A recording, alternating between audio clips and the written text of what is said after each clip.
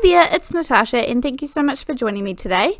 Today I am going to be creating a card that is like a jar of bubbles, and all of the bubbles will be coming out. So I am going to start off with a piece of 4 1/4 by 5.5 inch Nina Solar White 80-pound paper. The paper doesn't matter so much, but it is good to have a kind of decent quality paper to do some ink blending, and some cracked pistachio. Here I have this jar set to create like a shaker jar. Now this one is from Alina Crafts, however any that you have would work pretty well. I am putting some removable adhesive on the back of my jar, and then I'm going to place it coming out of the corner of my cardstock. So I just want it to be in the right place there where there's enough room that I will pop a sentiment on it later on. And then I'm going to start my ink blending. And the only reason I'm using this as kind of like a mask, the jar that's already there, is that I didn't want the cracked pistachio color to be behind the jar. So I am just really lightly ink blending around the edges. And the key to getting a really light blend is to make sure that you have most of your ink off your blending tool.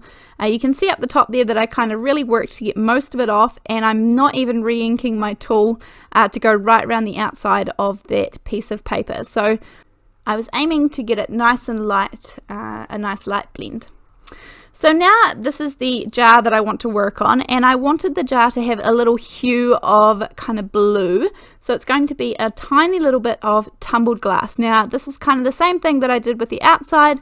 I am starting off the paper and slowly blending onto it with very little ink on my blending tool, and that is the easiest way to get the light blend.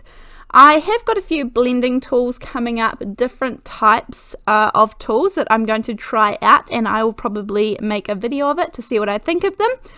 So let me know if that's something that you guys are interested in seeing.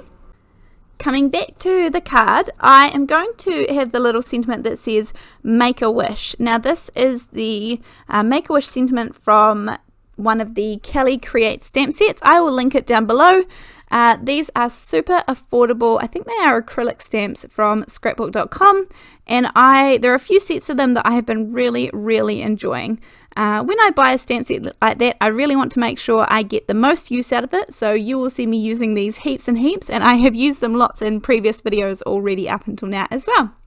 So I've got the Make-A-Wish, which I'm stamping in some Versamark ink. This is a sticky embossing ink, and yes, this one in particular is a little bit more expensive than the others, but trust me, I have been through a million of the sticky embossing inks of all different brands and everything, and I must admit, sadly, that this one is definitely the best so far. And by that I mean it gives me the best results when I am embossing the same embossing powders. Now there is also this Versamark pen, but again there are lots of different brands of these, and I find these are neither here nor there. Any brand is good. So I'm just running around the outside of the jar. I could definitely use my ink pad to do this too, but I was getting that little bit up the top there, and I wanted the top of the jar to stay white, so it was handy when it came to drawing in that little bit of silver sticky ink for the embossing powder to stick to. So I'm just going to take my heat gun and make sure that I have melted all around the outside.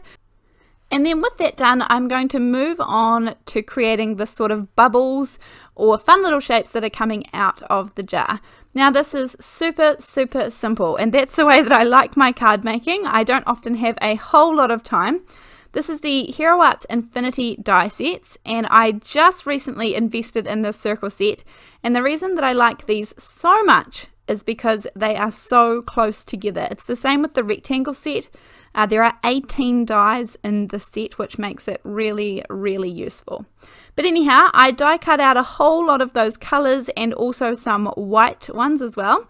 Then I'm taking some foam tape from Alina Crafts, which I have cut right down the middle, so it is super skinny, and I'm going to go around the outside frame of this jar. Now, because it hangs off the edge, I know I only have to go halfway down. You could definitely turn this into a shaker card if that's what you're aiming for. That wasn't what I was thinking for today, so I am just going to leave it without any acetate. I have put down my little mask here and I am gluing down my center of my jar, which I put glue all the way to the bottom, which was silly, but anyway, I need a scrap piece of paper, and then I quickly realized that actually I'm not finished. So here I quickly whip up that middle part and realize I need to finish it with the bubbles. And to create these, I'm going to use these little colored circles, and I'm going to pop 3 of them on the inside of the jar. And then all I'm going to do is use a foam dot or a foam square or any little piece of foam that you have, even a fun foam with some glue on either side would work fine, and pop up a white circle in the middle, and I'm going to put them kind of off center on all of them. So I've got some tiny wee bits of foam tape cut for the back there, and then I'm going to pop in the circles.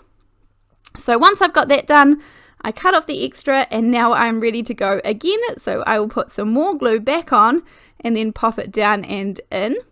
And with that, I'm able to take off the outside and pop on the one that has the foam tape on it all around the outside. Now again, I will need to cut this off because I don't need this part of the jar. It kind of is a little bit sad, but it's just fine. So you can see the couple of little bubbles in there, and then I'm going to add the bubbles to the top. So I decided to go with actually just greens and blues, even though I did cut out a couple of shades of purple. I'm just going to stick the colored circles down with plain liquid glue. This is the Ranger Multi-Medium in the matte finish, which is my favorite liquid glue. And the glue bottle itself is from AliExpress. I'm going to wrap some twine, some blue twine around the top of the jar, and again, this is just one of those little finishing touches that I really like to do. So I just had to gently pull up that foam tape. I'm using a pair of reverse tweezers to hold the little knot whilst I tie the bow, and that makes it easier to get a nice tight knot, and then let them go and cut off the edges just so they're not quite so long. And then all I need to do to the bubbles at the top is again pop that piece of foam tape on the back, and I have a couple of different sizes of the bubbles, so I'm just using one size smaller of the dies, and that is the one that I will pop inside the bubbles. And as I said, I'm just popping them off center, and I kind of like that look, but you could definitely put them straight on if you wanted to, and that's pretty much going to finish up the card. The only other thing I'm going to do is add a little bit of glitter pen to the center of all of the bubbles, so on the white part, and in a minute when I pick up the card you'll be able to really see that nice shine, and I kind of think that looks really nice when they're meant to be sort of bubbles of sorts. But anyway, that was my card for today, a very simple design. I'm going to use some liquid glue and pop it down on a 4 1/4 by 5.5 inch card base of 110 pound Neenah Solar White. Let me know if this is the kind of card that you think you would give a go. I appreciate you guys watching, and I will see you next time. Thank you. Bye.